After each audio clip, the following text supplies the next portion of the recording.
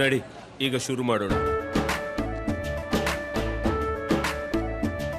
ಕೇಸರಿಯಿಂದ ಮನೋಲ್ಲಾಸ ಮನಸ್ಸು ಮತ್ತೇರಿ ಕುಣಿದಾಡಿದೆ ನೋಡು, ಮನಸ್ಸು ಮತ್ತೇರಿ ಕುಣಿದಾಡಿದೆ ನೋಡು.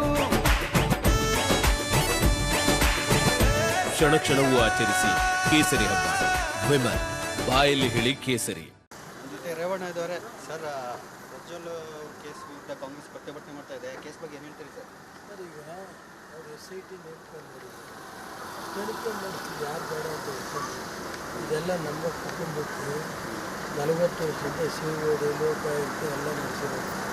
ಇವೆಲ್ಲ ನಾವೆಲ್ಲ ಸ್ವಲ್ಪ ಪ್ರಕರಣ ಬಗ್ಗೆ ಏನು ಹೇಳ್ತೀರಿ ಸರ್? ಮಹಿಳೆಯರು ಕೂಡ ದೂರು ಕೊಟ್ಟಿದ್ದಾರೆ. ಸರ್, ಅದೆಲ್ಲ ತನಿಖೆ ಮಾಡಲಿ ಸರ್, ಬೇಡ ಅಂತ ತನಿಖೆ ಮಾಡಿ ಈ ರೀತಿ ಮಾಡಲಿ.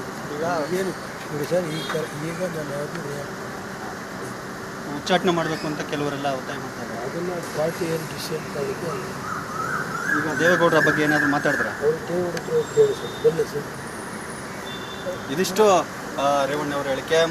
ತನಿಖೆ ಆದಮೇಲೆ ಎಲ್ಲ ಹೊರಗಡೆ ಬರಲಿ ಅನ್ನೋದು ರೇವಣ್ಣ ಅವರ ಹೇಳಿಕೆ. ಉಚ್ಚಾಟನೆ ವಿಚಾರ ದೇವೇಗೌಡರಿಗೆ ಬಿಟ್ಟಿದ್ದು, ಅವ್ರನ್ನೇ ಕೇಳಿ ಅನ್ನೋ ಮಾತನ್ನು ರೇವಣ್ಣ ಅವರು ಹೇಳ್ತಾ ಇದ್ದಾರೆ. ಕ್ಯಾಮ್ರಾ ಪರ್ಸನ್ ಕಾಂತರಾಜ್ ಜೊತೆ ಸತೀಶ್ ಕುಮಾರ್, ರಿಪಬ್ಲಿಕ್ ಕನ್ನಡ. ಜೊತೆ ರೇವಣ್ಣ ಇದ್ದವರೇ ಸರ್, ಪ್ರಜ್ವಲ್ ಕೇಸ್ ವಿರುದ್ಧ ಕಾಂಗ್ರೆಸ್ ಪ್ರತಿಭಟನೆ ಮಾಡ್ತಾ ಇದೆ. ಕೇಸ್ ಬಗ್ಗೆ ಏನು ಹೇಳ್ತೀರಿ ಸರ್?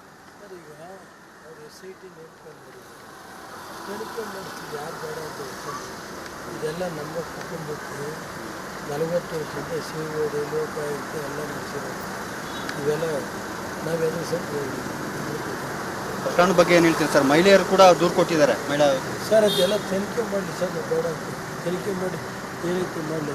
ಈಗ ಏನು ನೋಡಿ ಸರ್, ಈಗ ನಾನು ಯಾವುದು ಉಚ್ಚಾಟನೆ ಮಾಡಬೇಕು ಅಂತ ಕೆಲವರೆಲ್ಲ ಒತ್ತಾಯ ಮಾಡ್ತಾರೆ. ಅದನ್ನು ಪಾರ್ಟಿ ಏನು ಡಿಸಿಷನ್ ತಗೊಳ್ಳಿಕ್ಕೆ ಈಗ ದೇವೇಗೌಡರ ಬಗ್ಗೆ ಏನಾದರೂ ಮಾತಾಡಿದ್ರೆ ಅವ್ರು ದೇವಡಿದ್ರು ಕೇಳಿ ಸರ್, ಬಲ್ಲ ಸರ್. ಇದಿಷ್ಟು ರೇವಣ್ಣ ಅವರ ಹೇಳಿಕೆ. ತನಿಖೆ ಆದಮೇಲೆ ಎಲ್ಲ ಹೊರಗಡೆ ಬರಲಿ ಅನ್ನೋದು ರೇವಣ್ಣ ಅವರ ಹೇಳಿಕೆ. ಉಚ್ಚಾಟನೆ ವಿಚಾರ ದೇವೇಗೌಡರಿಗೆ ಬಿಟ್ಟಿದ್ದು, ಅವ್ರನ್ನೇ ಕೇಳಿ ಅನ್ನೋ ಮಾತನ್ನು ರೇವಣ್ಣ ಅವರು ಹೇಳ್ತಾ ಇದ್ದಾರೆ. ಕ್ಯಾಮ್ರಾ ಪರ್ಸನ್ ಕಾಂತರಾಜ್ ಜೊತೆ ಸತೀಶ್ ಕುಮಾರ್, ರಿಪಬ್ಲಿಕ್ ಕನ್ನಡ.